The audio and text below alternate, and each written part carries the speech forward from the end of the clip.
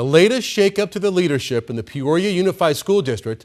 The Centennial High School principal has resigned after spending 8 years in that position. Our Sean Rice is covering the change within the district. And Sean, this comes after allegations he did not properly report allegations of sexual conduct on campus. Yeah, Tram and Troy, for the last several months, leadership at Centennial High School have been under investigation for allegedly not following Arizona's mandatory reporting laws. Those are laws that says educators and school leaders must report allegations of abuse to police immediately. In the case of two now fired Centennial teachers accused of having sexual contact with a single student, Principal Hollabaugh faced accusations that he knew this was happening and waited days, if not months, to report it.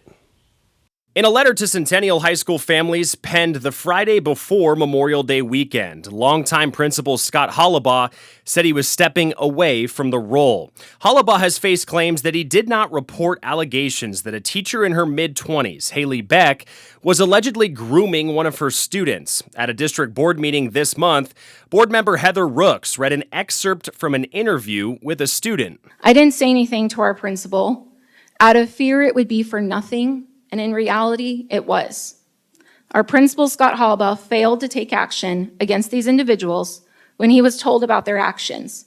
It shouldn't be at the fault of any of the victims because none of our voices were heard. At that same meeting, a parent spoke on behalf of the victim's family member who reported the abuse to police. Nothing was reported when it should have been reported right then and there.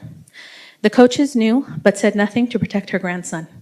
This is a serious issue for their family and for people to want to sweep this under the rug and not hold mandated reporters accountable is despicable. A Peoria investigation into whether Centennial leadership failed to report allegations of abuse remains ongoing. The district has said that their own internal investigation found no violations. But in his resignation letter obtained by 12 News, Hollabaugh said he recognizes the pain and sadness the community continues to experience related to the actions of two former employees. The events of recent weeks have prompted significant reflection about healing and what Centennial needs most moving forward. The strength of Centennial has always been found in its people, its relationships, and the way this community continues to show up for one another during both celebrations and hardships. With graduations now completed and preparations already underway for next year, this moment provides an opportunity for renewal.